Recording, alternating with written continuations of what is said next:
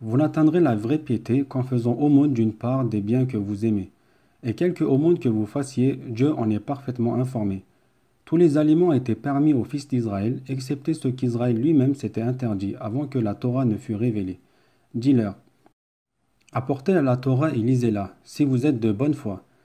Quiconque après cela forgera des mensonges sur le compte de Dieu sera du nombre des injustes. Dis-leur, Dieu a dit vrai, suivez donc la religion d'Abraham, ce pur monothéiste, qui ne s'est jamais compromis avec les païens. En vérité, le premier temple qui a été fondé à l'intention des hommes est bien celui de la Mecque, qui est à la fois une bénédiction et une bonne direction pour l'univers. Terre de signes sacrés, c'est aussi l'oratoire d'Abraham. Quiconque y pénètre sera en sécurité. En faire le pèlerinage est un devoir envers Dieu pour quiconque en a la possibilité. Quant aux infidèles, qu'ils sachent que Dieu se passe volontiers de tout l'univers. Dis, ô gens d'Écriture, qu'avez-vous à nier les signes de Dieu, alors que Dieu est témoin de tous vos actes? Dis, ô gens d'Écriture, qu'avez-vous à détourner de la voie de Dieu ceux qui ont la foi? Voudriez-vous rendre cette voie tortueuse alors que vous êtes témoin qu'elle est rectiligne? Sachez que Dieu n'est point inattentif à vos agissements. Ô croyants, si vous écoutez certains adeptes des Écritures, ils feront de vous qui avez reçu la foi des négateurs. D'ailleurs, comment pourriez-vous perdre la foi alors que les versets de Dieu vous sont sans cesse récités et que son prophète se trouve parmi vous? Certes, celui qui s'attache fermement à Dieu ne risque pas de quitter le droit chemin. Ô croyants, craignez Dieu comme il mérite d'être craint et veillez à ne mourir qu'en musulmans. Attachez-vous tous fermement au pacte de Dieu et ne vous divisez pas.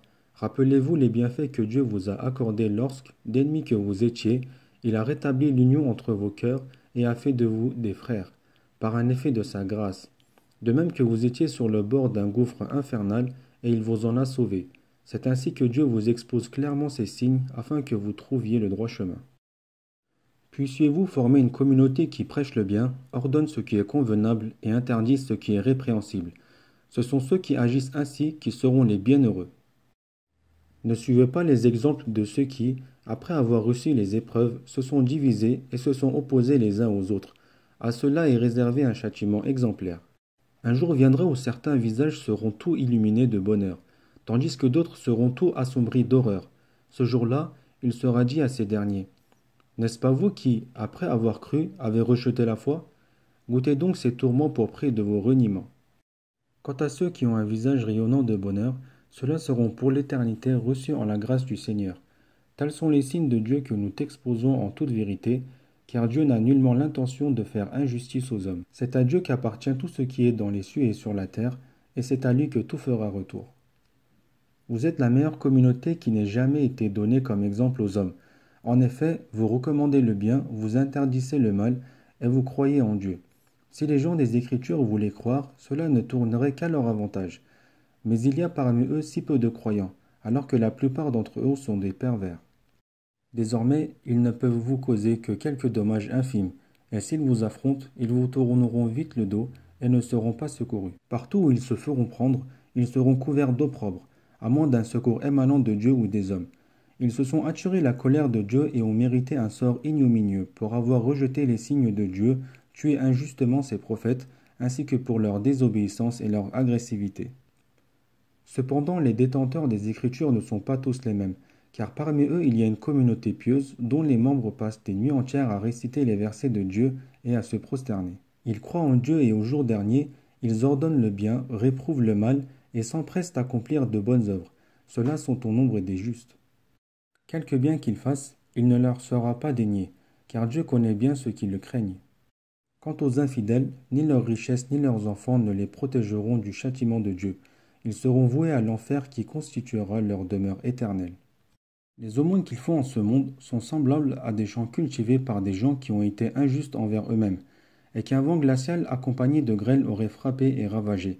Ce n'est donc point Dieu qui est injuste envers eux, ce sont eux qui l'ont été envers eux-mêmes. Ô vous qui croyez, ne prenez pas de confidents en dehors de votre communauté, qui ferait tout pour vous corrompre, car rien ne leur ferait plus plaisir que de vous voir en difficulté. La haine qu'ils vous portent perce déjà dans leurs propos. Que dire alors de celle qu'ils cachent dans leur cœur? Vous voilà donc suffisamment avertis, à vous d'en juger.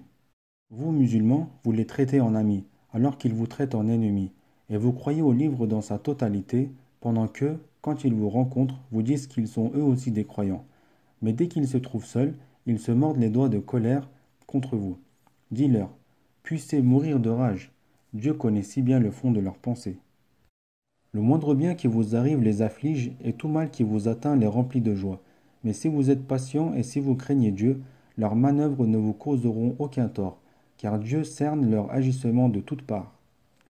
Prophète, rappelle-toi le matin où tu quittas ta famille pour aller placer les croyants à leur poste de combat, alors que Dieu entendait et savait tout. Deux groupes de votre armée étaient sur le point de faire défection, et c'est Dieu qui a raffermi leur courage. N'est-ce pas que c'est en Dieu que les croyants doivent placer leur confiance? Dieu ne vous a-t-il pas accordé la victoire à Badr malgré votre nombre insignifiant? Craignez donc Dieu afin de lui témoigner votre reconnaissance.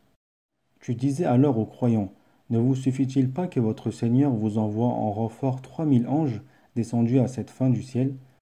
Bien plus, si vous faites preuve de patience et de piété, et que vos ennemis viennent à vous attaquer par surprise, Dieu vous enverra en renfort 5000 anges d'élite. Dieu n'a agi de la sorte qu'à titre d'heureuses nouvelles, destinées à vous redonner confiance, car la victoire ne peut venir que de Dieu, le puissant, le sage. Soit en faisant tailler les infidèles en pièces, soit en leur faisant subir une défaite humiliante et en les acculant au désespoir. Le fait qu'ils soient coupables ne te permet pas de décider de leur sort, c'est à Dieu seul qu'il appartient de leur pardonner ou de les punir. Car tout ce qui est dans les cieux et sur la terre appartient à Dieu, qui seul peut absoudre qui il veut et punir qui il veut. Dieu est, en vérité, plein de clémence et de miséricordieux. Ô vous qui croyez, ne pratiquez pas l'usure pour multiplier sans cesse vos profits. Craignez Dieu si vous voulez assurer le salut de votre âme. Redoutez l'enfer destiné aux négateurs. Obéissez à Dieu et aux prophètes afin de bénéficier de la grâce divine. Hâtez-vous de mériter l'absolution de votre Seigneur et un paradis aussi vaste que les cieux et la terre, destiné à ceux qui craignent Dieu, à ceux qui font l'aumône, qu'ils soient à l'aise ou dans la gêne, qui savent réprimer leur colère et pardonner à leurs semblables, car Dieu aime les bienfaiteurs. À ceux qui, ayant commis un forfait ou une injustice envers eux-mêmes, invoquent Dieu pour lui demander pardon de leurs péchés, car qui peut absoudre un pécheur si ce n'est le Seigneur? À ceux enfin qui ne persistent pas dans le mal dès qu'ils s'aperçoivent qu'ils sont dans l'erreur. Cela, leur récompense sera le pardon de leur Seigneur, ainsi que des jardins sous lesquels coulent des rivières, et où leur séjour sera éternel. Et quelle belle récompense pour ceux qui accomplissent des œuvres salutaires. Que de peuples ont connu avant vous les mêmes vicissitudes. Parcourez donc la terre et voyez quelle fut la fin de ceux qui criaient au mensonge. Ceci est un avertissement adressé aux hommes, mais c'est aussi un guide et une exhortation pour ceux qui craignent Dieu. Ne vous découragez pas, ne vous affligez pas, et vous aurez bientôt la victoire si vous avez la foi. Et si vous avez subi un revers douloureux, sachez que votre ennemi a déjà connu un revers semblable. C'est ainsi que nous faisons altérer les jours fastes et les jours néfastes parmi les hommes, afin que Dieu reconnaisse les vrais croyants et élise parmi vous des martyrs, car Dieu n'aime point les injustes. C'est aussi un moyen pour Dieu de purifier par l'épreuve ceux qui ont cru et d'anéantir les infidèles. Pensiez-vous entrer au paradis sans que Dieu n'ait jamais mis à l'épreuve la sincérité et l'endurance de ceux qui d'entre vous ont combattu pour lui? Vous souhaitiez tant la mort avant de la rencontrer, et vous l'avez bien vu de vos propres yeux. Mohammed n'est qu'un prophète parmi tant d'autres qui sont passés avant lui. Seriez-vous homme à abandonner le combat s'il venait à mourir ou à être tué? Ceux qui abandonnent le combat ne nuisent en rien à Dieu, mais Dieu saura récompenser ceux qui sont reconnaissants. Aucune âme ne peut quitter cette vie sans la permission de Dieu et en dehors du terme fixé. Celui qui recherche sa récompense dans ce monde, nous la lui accorderons. Celui qui désire obtenir la sienne dans la vie future, nous la lui accorderons. Mais nous traiterons avec faveur les âmes reconnaissantes. Combien de prophètes, suivis d'un grand nombre de disciples, ont combattu pour défendre la cause de Dieu, sans jamais se laisser abattre par les épreuves, ni faiblir, ni abandonner la lutte. Dieu aime les gens persévérants. Les seuls mots qu'il répétait étaient les suivants. Seigneur, pardonne-nous nos péchés et nos excès, affermis nos pas et accorde-nous la victoire sur les infidèles. Dieu leur accorda donc la récompense de ce monde et la belle récompense de la vie future, car Dieu aime les gens bienfaisants. Ô vous qui croyez, si vous écoutez les infidèles, ils vous feront retomber dans vos erreurs passées, et vous serez perdus sans retour. Ayez confiance. Dieu n'est-il pas votre maître et le meilleur des protecteurs? Nous jetterons bientôt l'épouvante dans le cœur des idolâtres, pour avoir associé à Dieu les divinités qui n'ont été nanties d'aucun pouvoir de sa part. Leur demeure sera l'enfer, cet affreux refuge des injustes. Dieu a tenu sa promesse envers vous, en vous permettant de tailler vos ennemis en pièces, jusqu'au moment où vous avez fléchi pour contester l'ordre qui vous était donné et refuser de l'exécuter, alors que Dieu vous faisait déjà entrevoir la victoire qui vous tenait à cœur. Certains d'entre vous désiraient les biens de ce monde, pendant que d'autres aspiraient à la vie future. Aussi Dieu, pour vous mettre à l'épreuve, vous fit-il reculer devant vos ennemis. Mais il vous a ensuite pardonné, car il est plein de sollicitude pour les fidèles. Et au moment où vous battiez en retraite, sans vous soucier les uns des autres, et pendant que le prophète sur vos arrières tentait de vous ramener au combat, Dieu vous infligea déception sur déception, afin que vous n'ayez pas à regretter le succès qui vous échappait, ni à vous lamenter sur le malheur qui vous frappait, car Dieu est bien informé de ce que vous faites. Cette angoisse passée, Dieu fit descendre sur vous sa sécurité, et une espèce d'assoupissement s'empara d'une partie d'entre vous, pendant que d'autres, préoccupés uniquement d'eux-mêmes, proféraient sur Dieu à la manière des idolâtres de l'époque de l'ignorance, des opinions non conformes à la vérité. Quelle part de décision avions-nous dans cette affaire? Disait-il. Dis-leur, le pouvoir de décision n'appartient qu'à Dieu. En réalité, il cachait bien des pensées qu'il n'osait exprimer. Il se disait: si nous avions pu donner notre avis, nous ne serions pas venus ici nous faire massacrer. Dis-leur, même si vous étiez restés chez vous, ceux qui devaient mourir seraient sortis pour venir tomber là où leur destin les appelait. Cela est arrivé afin que Dieu mette à l'épreuve votre patience et votre courage dans l'adversité. Car Dieu connaît bien ce que recèlent les cœurs. Et si certains parmi vous ont battu en retraite le jour de la rencontre des deux armées, c'est uniquement parce qu'ils avaient cédé aux instigations de Satan, en raison de quelques péchés qu'ils avaient commis. Néanmoins, Dieu leur a pardonné, car il est plein de miséricorde et de mansuétude. Ô vous qui croyez, n'imitez pas l'exemple de ces infidèles qui disent de leurs frères morts en voyage ou à la guerre: s'ils étaient restés avec nous, ils ne seraient pas morts, ou ils n'auraient pas été tués. Cette idée, Dieu a voulu en faire un sujet de chagrin pour eux, car, en réalité, Dieu seul donne la vie et la mort, et observe clairement tous vos actes.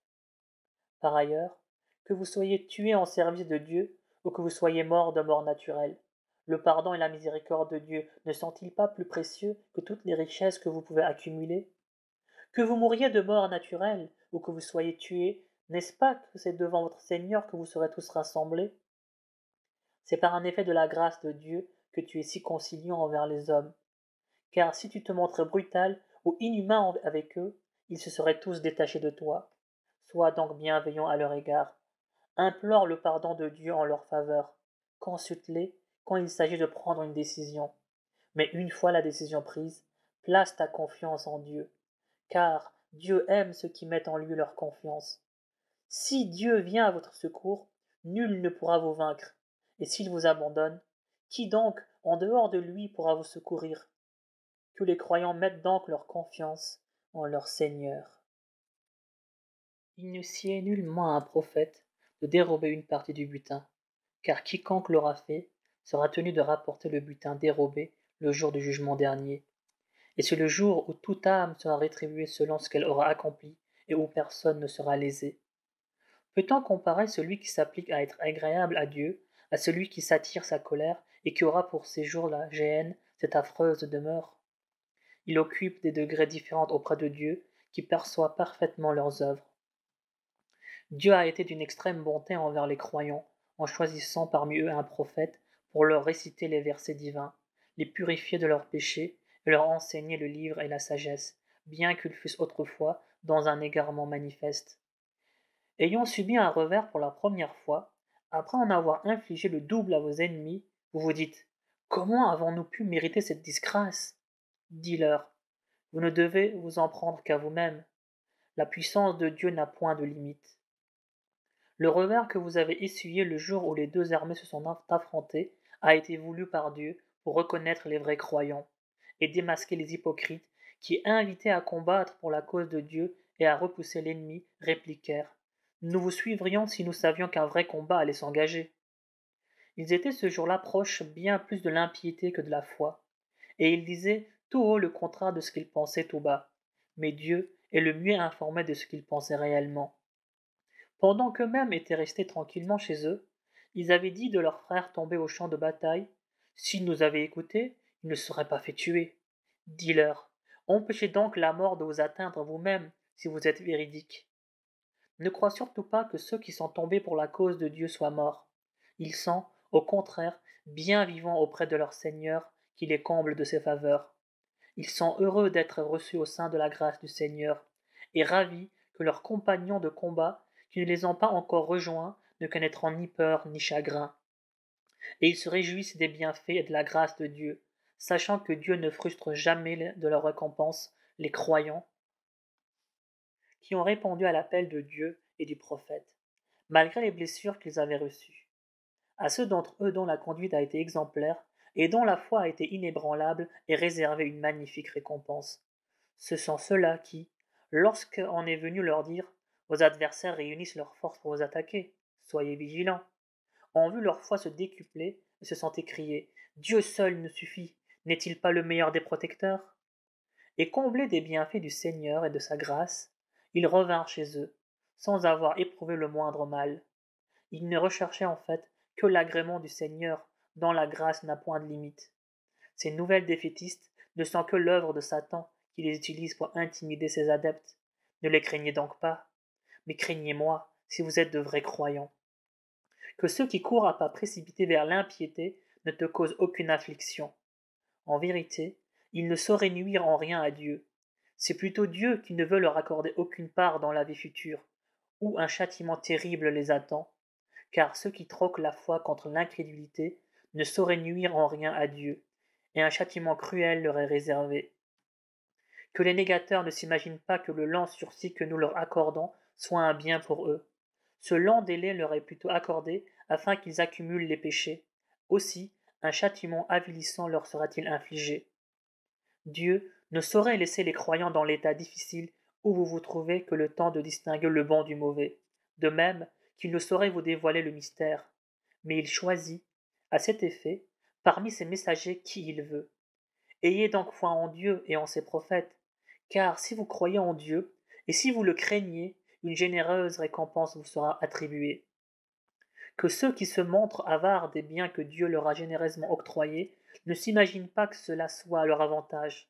C'est, au contraire, un malheur pour eux, car, le jour de la résurrection, ils porteront comme un carcan au cou les biens qu'ils ont amoureusement accumulés. En effet, l'héritage des cieux et de la terre appartient au Seigneur qui est parfaitement instruit de tout ce que vous faites. Dieu a entendu les paroles de ceux qui ont dit: Dieu est pauvre et nous sommes riches. Nous enregistrons leurs propos et nous prenons acte du sang des prophètes qu'ils ont injustement versé. Et nous leur dirons: goûtez donc le supplice de l'enfer, et ce, pour prix de ce que vos mains ont perpétré, car Dieu ne commet jamais d'injustice envers ses serviteurs. À ceux qui disent: Dieu nous a prescrit de ne pas croire en un prophète tant qu'il ne nous aura pas apporté une offrande que le feu du ciel viendrait aussitôt consumer. Réponds: avant moi, bien des prophètes vous ont déjà apporté des preuves, y compris le miracle dont vous parlez. Pourquoi donc les avez-vous tués si vous êtes de bonne foi? S'ils t'accusent de mensonge, d'autres prophètes avant toi ont eux aussi été traités de menteurs, bien qu'ils aient apporté des preuves évidentes, des psaumes et le livre lumineux. Toute âme goûtera à la mort, mais vous ne recevrez votre totale rétribution que le jour de la résurrection. Quiconque échappera alors à l'enfer et entrera au paradis aura trouvé la félicité. En vérité, la vie d'ici-bas n'est faite que de plaisirs éphémères. Vous serez certainement éprouvés dans vos biens et dans vos personnes. Vous entendrez bien des injures de la part de ceux qui ont reçu les Écritures avant vous, et de la part des idolâtres. Mais si vous êtes endurants et pieux, vous verrez alors que c'est bien là la meilleure résolution à prendre. Dieu a pris acte de la promesse des gens de l'Écriture de l'expliquer aux hommes et de ne pas en dissimuler la teneur. Mais, au lieu de cela, ils l'ont rejeté derrière leur dos et l'ont vendu à vil prix pour recevoir la plus ignoble des marchandises en retour. Ne crois surtout pas que ceux qui s'extasient sur leurs œuvres et qui veulent qu'on les loue même pour ceux qu'ils n'ont pas fait puissent échapper au tourment, car un châtiment douloureux les attend. À Dieu appartient le royaume des cieux et de la terre, et sa puissance n'a point de limite. En vérité, il y a dans la création des cieux et de la terre, et dans l'alternance de la nuit et du jour, tant de signes pour des gens doués d'intelligence. Qui, debout, assis ou couché, ne cesse d'invoquer Dieu et de méditer sur la création des cieux et de la terre en disant « Seigneur, ce n'est pas en vain que tu as créé tout cela, gloire à toi, préserve-nous du châtiment de l'enfer. Seigneur, celui qui tu voues aux flammes de la géhenne, tu le couvres d'opprobre, et les injustes ne bénéficieront d'aucun secours. Seigneur, nous avons entendu une voix qui nous convie à croire en toi, et nous avons cru. Seigneur, pardonne-nous nos péchés, absous nos mauvaises actions et reçois-nous après notre mort parmi les justes. Seigneur, accorde-nous ce que tu nous as promis par l'intermédiaire de tes messagers. Épargne-nous toute humiliation au jour de la résurrection, toi qui ne manques jamais à tes promesses. Leur Seigneur a exaucé leurs prières. Je ne ferai jamais perdre à aucun d'entre vous, homme ou femme, le bénéfice de ses œuvres. N'êtes-vous pas issus les uns des autres, ceux qui seront expatriés, qui auront été chassés de leur foyer, qui auront souffert pour ma cause, qui auront combattu ou auront été tués à mon service? À ceux-là je pardonnerai toutes leurs fautes, et je les recevrai dans les jardins baignés de ruisseaux, à titre de récompense de la part de leur Seigneur, car c'est Dieu qui distribue les meilleures récompenses. Ne te laisse donc pas impressionner par l'agitation provoquée par les infidèles à travers le monde. Ce n'est là qu'une piètre jouissance qui sera vite suivie de leur séjour en enfer. Et quel affreux séjour! Ceux qui, en revanche, craignent Dieu auront des jardins sous lesquels coulent des rivières, où leur séjour sera éternel, en hôte du Seigneur, et rien n'est meilleur pour les justes que ce qui est auprès du Seigneur. Certes, parmi les gens des Écritures, il en est qui croient en Dieu, qui tiennent pour véridique ce qui vous a révélé, ainsi que ce qui leur a été révélé, et qui, entièrement soumis à Dieu, ne troquent jamais ses enseignements contre un vil profit. Ceux-là trouveront leur juste récompense auprès de leur Seigneur, toujours prompt dans ses comptes. Ô vous qui croyez, armez-vous de patience, rivalisez de constance, soyez vigilants et craignez Dieu, si vous désirez atteindre le bonheur. Au nom de Dieu, le clément, le miséricordieux. Ô homme, craignez votre Seigneur qui vous a créé d'un seul être, et qui, ayant tiré de celui-ci son épouse, fit naître de ce couple tant d'êtres humains, hommes et femmes. Craignez Dieu au nom duquel vous vous demandez mutuellement assistance. Respectez les liens du sang, en vérité, Dieu vous observe en permanence. Restituez aux orphelins leur héritage. Ne substituez pas ce que vous possédez de mauvais à ce qu'ils possèdent de bon. Ne vous emparez pas de leur patrimoine en l'incorporant en vôtre, car ce serait là un crime abominable. Si vous craignez, en épousant des orphelines, de vous montrer injuste envers elles, sachez qu'il vous est permis d'épouser en dehors d'elles, parmi les femmes de votre choix, 2, 3 ou 4 épouses. Mais si vous craignez encore de manquer d'équité à l'égard de ces épouses, n'en prenez alors qu'une seule, libre ou choisie parmi vos esclaves. C'est pour vous le moyen d'être aussi équitable que possible. Remettez à vos femmes leur dos en toute propriété. Mais si elles vous en abandonnent une partie de bon gré, vous pouvez en disposer en toute tranquillité.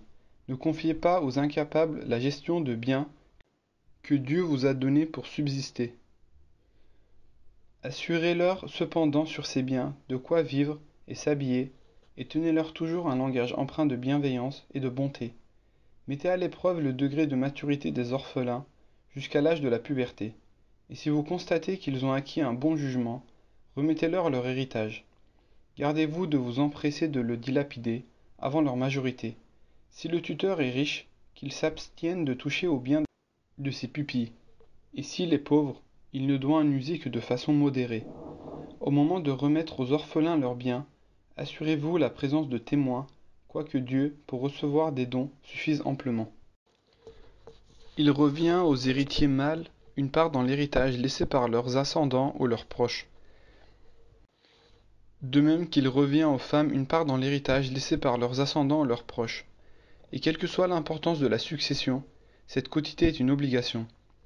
Lorsque des proches non héritiers, des orphelins ou des nécessiteux sont présents au partage de l'héritage, on leur en offrira quelque chose et on leur adressera quelques paroles aimables. Que Que les tuteurs se représentent un instant les craintes qu'ils ressentiraient pour leur propre enfant en bas âge, s'ils étaient eux-mêmes à l'article de la mort. Qu'ils craignent donc Dieu, et qu'ils traitent avec justice et tendresse leurs pupilles, car ceux qui dévorent injustement les biens des orphelins n'introduisent que le feu dans leurs entrailles, et ils sont voués à l'enfer. En ce qui concerne vos enfants, Dieu vous prescrit d'attribuer aux garçons une part égale à celle de 2 filles. S'il n'y a que des filles, et qu'elles soient au moins 2, il leur sera attribué les 2 tiers de ce que laisse le défunt. Mais s'il n'y en a qu'une seule, elle en prendra la moitié. Si le défunt laisse un enfant, les ascendants, père et mère, auront chacun un 6e de l'héritage. Mais s'il ne laisse pas d'enfant, et que ses pères et mères soient ses seuls héritiers, la mère aura droit au tiers. Si elle laisse des frères et des sœurs, sa mère aura le 6e, après que les legs et les dettes du défunt auront été acquittés. De vos ascendants ou de vos descendants, vous ne savez pas lesquels vous sont les plus dévoués. C'est là une obligation divine à observer. Dieu est omniscient et sage. La moitié de ce que laissent vos épouses vous revient, si elles n'ont pas d'enfants, mais si elles en laissent, vous n'aurez droit qu'au quart de ce qu'elles laissent, après que les legs et les dettes grèvent la succession auront été acquittés. Vos épouses ont droit au quart de ce que vous laissez, si vous n'avez pas d'enfants, mais si vous en avez, elles n'auront droit qu'au 8e de ce que vous laissez, déduction faite de tout legs ou dette grevant la succession. Quand un homme ou une femme meurt sans laisser d'ascendant ou de descendant, à la survivance d'un demi-frère ou d'une demi-sœur d'une même mère, chacun de ces derniers aura droit à un 6e. Mais s'ils sont plus nombreux, ils se répartiront le tiers de l'héritage, déduction faite de tout legs ou dette non préjudiciable aux héritiers. C'est ce que Dieu vous recommande, car il est omniscient et plein de mansuétude. Telles sont les limites fixées par Dieu. Tous ceux qui obéissent à Dieu et à son prophète seront accueillis dans les jardins arrosés d'eau vive, où ils demeureront pour l'éternité, et ce sera pour eux la félicité suprême. Celui qui, en revanche, désobéit à Dieu et à son prophète, et qui transgresse ses lois, Dieu le précipitera dans l'enfer pour l'éternité, où un supplice avilissant lui sera infligé. Celles de vos femmes qui se rendent coupables de perversité, requérez contre elles le témoignage de 4 d'entre vous. Si le témoignage est confirmatif, enfermez les coupables sous un toit jusqu'à ce que la mort vienne mettre fin à leur vie ou que Dieu leur offre une autre issue. Si 2 individus parmi vous se livrent à la débauche, sévissez contre eux. S'ils se repentent et s'amendent, laissez-les en paix, car Dieu est clément et miséricordieux. Dieu pardonne seulement à ceux qui font le mal par ignorance et qui se repentent aussitôt. À ceux-là, Dieu accorde son pardon, car Dieu est omniscient et sage. Mais aucun pardon ne sera accordé à ceux qui continuent inlassablement à pécher et qui, à l'approche de la mort, disent « À présent, nous nous repentons », ni à ceux qui meurent en état d'infidélité. À tout cela seront réservées d'affreuses souffrances. Ô croyants, il ne vous est pas permis de vous attribuer des femmes par voie d'héritage contre leur gré. Ne les soumettez pas à des contraintes dans le but de leur reprendre une partie de ce que vous leur avez donné, à moins qu'elles n'aient commis un adultère prouvé. Entretenez de bons rapports avec vos femmes, et si vous avez quelques aversions pour certaines d'entre elles, sachez que l'on peut avoir parfois de l'aversion pour une chose qui peut cependant être pour vous la source d'un grand bonheur. Si vous voulez épouser une femme à la place d'une autre, et que vous ayez donné une dot d'un quintal d'or à celle que vous répudiez, il vous sera interdit d'en rien prélever, car ce sera une infamie flagrante et une injustice manifeste. D'ailleurs, comment oseriez-vous reprendre quoi que ce soit après l'union intime qui vous a liés et les promesses solennelles que vous avez échangées? Désormais, n'épousez plus les femmes que vos pères ont eues pour épouses. Cette interdiction ne s'applique pas au passé. En fait, une telle pratique constitue un acte abominable, une ignominie et une union odieuse.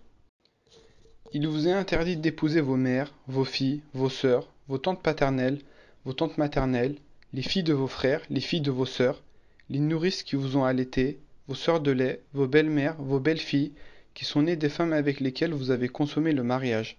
Toutefois, il n'y a pas d'interdiction si le mariage avec la mère n'a pas été consommé. Il vous est également interdit d'épouser les femmes de vos propres fils et d'avoir pour épouse 2 sœurs en même temps. Cette interdiction ne concerne pas le passé, car Dieu est clément et miséricordieux.